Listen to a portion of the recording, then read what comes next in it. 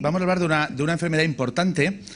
El viernes estuve en un curso de residentes en España y vi que hay un cierto desconocimiento de esta enfermedad, el síndrome de Lynch, que es una enfermedad que nos pertenece como gastroenterólogos y como tal hemos de dar a nuestros pacientes el mejor de los cuidados, igual que en todas las enfermedades, pero también en el síndrome de Lynch.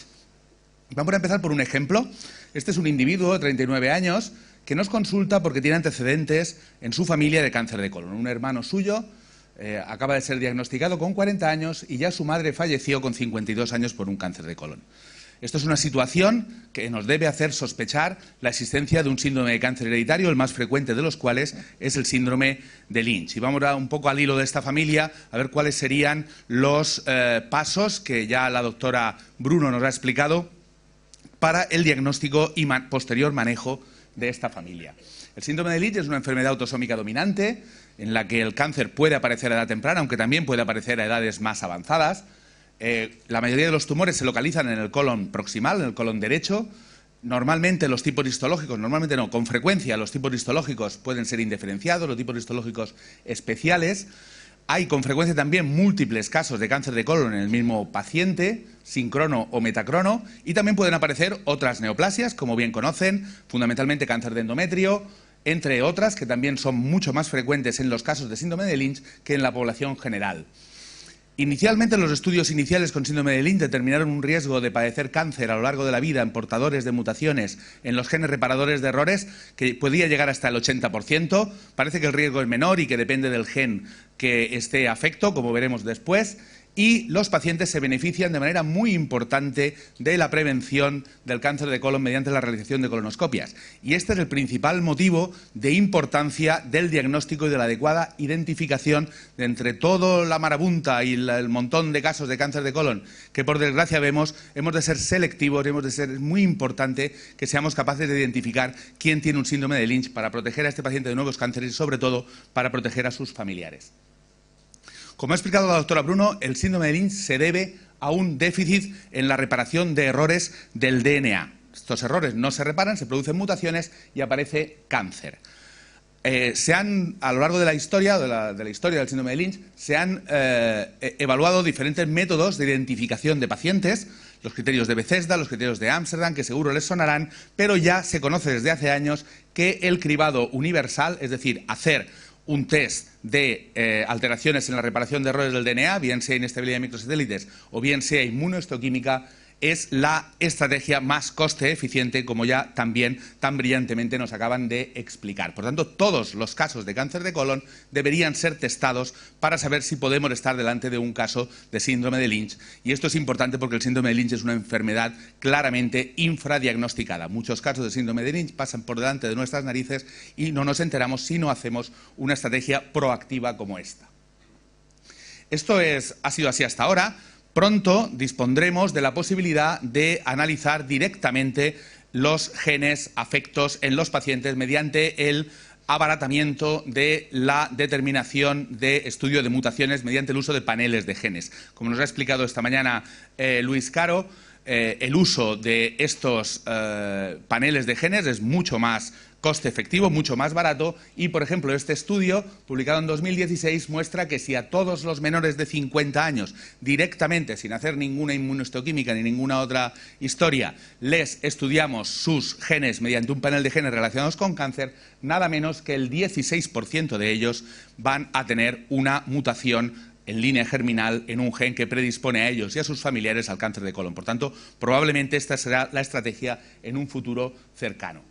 Como hemos dicho, tenemos dos maneras de determinar la alteración de errores en el sistema reparador de errores del DNA. Esto es un estudio que hicimos hace años en un proyecto español que se llama el proyecto Epicolon, en el que vimos, entre otras muchas cosas, que ambas técnicas, la inmunohistoquímica y la inestabilidad de microsatélites, son igualmente eficaces en la detección de estas alteraciones del sistema reparador de errores del DNA. Y aquí vemos un ejemplo de inmunohistoquímica con pérdida de MLH1 y PMS2.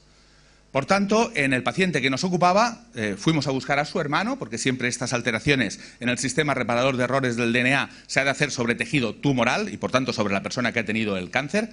en su hermano, vimos que efectivamente el hermano tenía una pérdida de expresión de los genes MLH1 y PMS2. Estas pérdidas de expresión, como también nos han explicado, suelen ir por parejas.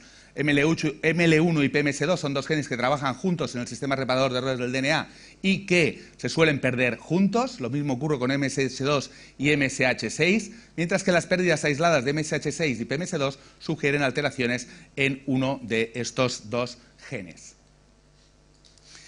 Una proporción de casos con pérdida de MLH1, que es la más frecuente dentro de las pérdidas del sistema reparador de errores del DNA, no son debidas a un origen hereditario, no son de causa hereditaria, sino que son esporádicas. Y esta pérdida esporádica de MLH1 es debida a la hipermetilación de la región promotora de este gen que inactiva este gen. La mayor parte de los casos con inestabilidad de microsatélites no son de origen hereditario, sino que son debidas a esta alteración y necesitamos una estrategia para identificar las personas que tienen pérdida de MLH1 en sus tumores, cuáles son de origen esporádico y cuáles son de origen hereditario. Y para eso vimos que el análisis de la mutación BRAF es de utilidad. Los tumores esporádicos tienen el BRAF mutado, mientras que los tumores hereditarios tienen en tejido somático, en tejido del tumor, el oncogen BRAF wild type. Y también otra manera de determinar esto es el uso de hipermetilación de MLH1. Podemos estudiar directamente la metilación de MLH1 y eso permitirá también identificar a nuestros pacientes como esporádico o hereditario. Esto fue lo que hicimos en el familiar del paciente que nos consultaba. Lo que hicimos fue ver la mutación BRAF y vimos que la mutación BRAF era wild type, por tanto, la probabilidad de que esto fuese un cáncer de colon hereditario era muy alta. Y el siguiente paso que dimos, por tanto, fue estudiar si había mutación en el gen MLH1 y vimos que sí había mutación. Por tanto, ya sabemos que el hermano de nuestro paciente es un caso de cáncer de colon por síndrome de Lynch y el siguiente paso sería ir a estudiar esta mutación que hemos encontrado en el resto de familiares para hacer un diagnóstico presintomático de síndrome de Lynch y poder ofrecer a estos individuos la mayor tasa de protección frente al cáncer de colon mediante colonoscopias periódicas. Esto es el algoritmo en la guía que he explicado antes. Es una guía recientemente publicada de diagnóstico y prevención de cáncer colorectal que se puede descargar en esta página web y aquí vemos que en esos casos, los casos en los que encontramos la mutación, podemos establecer una estrategia de prevención en los familiares del caso afectado. Esto ocurre, lo del BRAF que hemos dicho, ocurre para MLH1. Las personas que tienen directamente, se encuentra una pérdida inmunohistoquímica de MSH2, MSH6 o PMS2, ya deben de ir directamente al análisis genético porque es la causa más frecuente de encontrar pérdida de expresión de cualquiera de estos genes. Y, como he dicho, esto es muy importante porque es bien conocido desde hace mucho tiempo que la vigilancia con colonoscopia reduce el riesgo de cáncer de colon en las familias con síndrome de Lynch. Esto se publicó en el año 1995 y metaanálisis más recientes ven que la vigilancia reduce el riesgo de forma muy importante, reduce el riesgo un 90% de cáncer de colon. No solo el riesgo de cáncer de colon, sino también la mortalidad, lo que es más importante, la mortalidad por cáncer de colon en las familias del síndrome de Lynch, porque los familiares son los realmente beneficiados de esta estrategia. Este es un estudio publicado hace 2 años en el que se vio qué pasaba, cuál era la incidencia de cáncer de colon en las personas que ya estaban recibiendo vigilancia con colonoscopia o vigilancia ginecológica. Es una base de datos europea en la que se vio que a pesar de esta vigilancia el riesgo de tener cáncer de colon todavía sigue siendo importante, sobre todo en portadores de MLH1 y MSH2, algo menos en MSH6 y bastante menos en PMS2. La mutación aislada de PMS2 es una circunstancia de bastante menor riesgo, con un riesgo a lo largo de la vida de cáncer de colon de cáncer en general del 20%. Y si diferenciamos aquí entre cáncer de colon y cáncer de endometrio, vemos que la vigilancia por cáncer de colon es más efectiva, la colonoscopia en la prevención del cáncer de colon es más efectiva, reduce el riesgo de lo inicialmente descrito al orden de aproximadamente el 40% a lo largo de la vida, a pesar de la vigilancia. Este estudio tiene una limitación importante, que es que no tiene en cuenta cómo fueron las colonoscopias que hicieron a estas personas. En un estudio que estamos llevando a cabo en un grupo cooperativo español, hemos visto que la calidad de la colonoscopia previa que se hizo a los individuos que han tenido cáncer de colon con un síndrome de Lynch es el factor determinante de que desarrollen o no cáncer de colon. Colonoscopias incompletas, colonoscopias fuera de plazo, colonoscopias con mala preparación son las que hacen que las personas que tienen síndrome de Lynch puedan llegar a desarrollar cáncer de colon. El tratamiento quirúrgico de los individuos con cáncer de colon, la colectomía profiláctica no está indicada.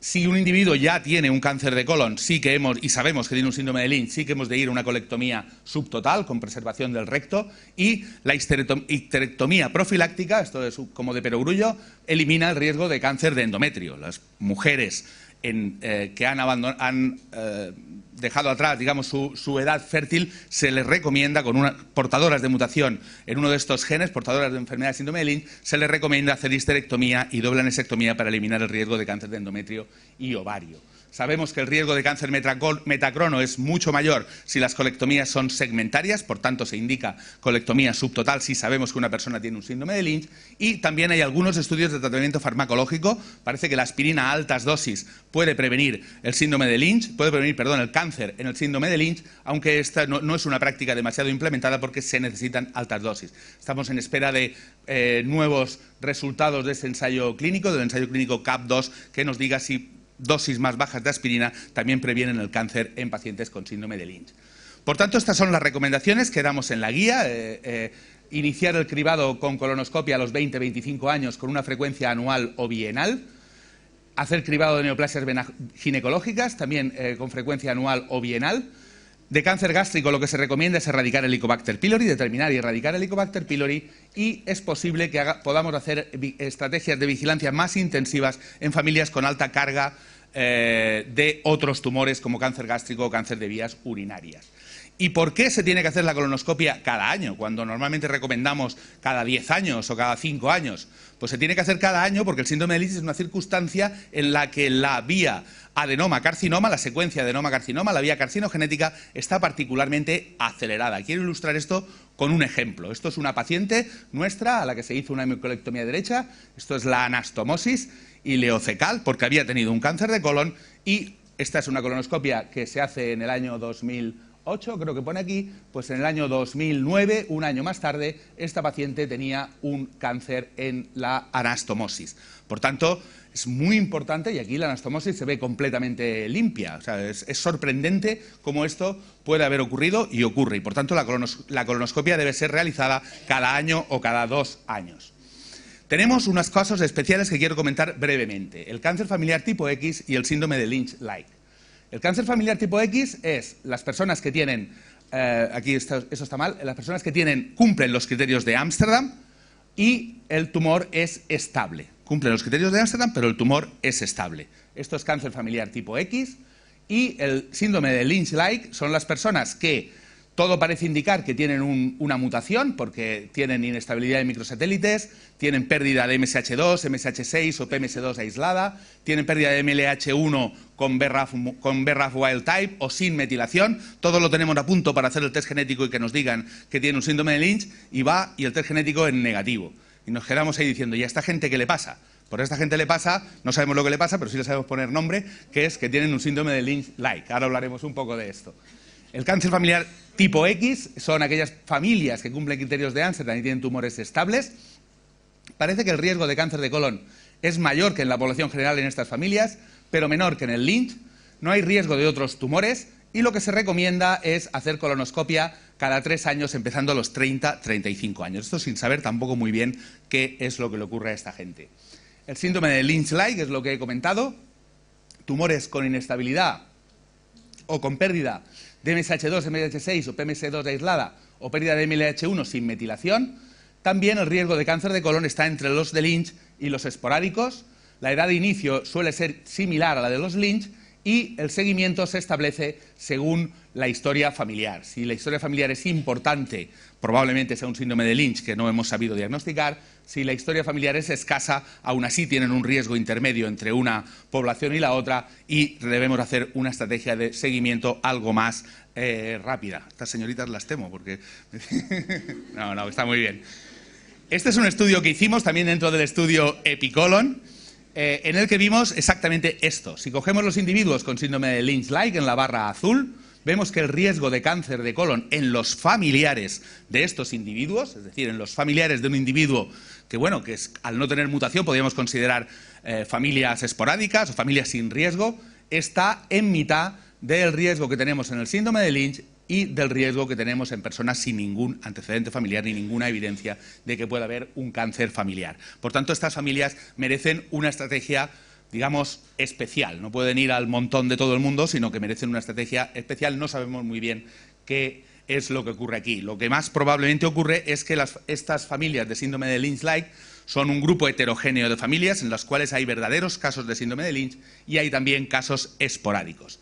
Hay casos que puedan tener mutaciones en otros genes que puedan también afectar la vía reparadora, o casos que puedan tener mutaciones germinales atípicas en los genes de la vía reparadora, y estos serían casos hereditarios, y casos esporádicos con una doble inactivación a nivel somático de estos genes de la vía reparadora. Y necesitamos herramientas que nos permitan diferenciar unos de otros. Ya para terminar, les quiero anunciar, tenemos en España, promovido, facilitado por una industria farmacéutica, por Norgine, un curso de consultas de alto riesgo. Cada 2 años celebramos un curso presencial. Me ha dado mucha alegría que antes me preguntaran si este año iba a ser el curso presencial o no, porque pensaba que esto aquí no se conocía tanto. Y tenemos cada 2 años, los años que no hay el curso presencial, tenemos también un curso online al cual están todos invitados a inscribirse en una web que se llama academianorgine.com. Y esto es todo. Muchas gracias.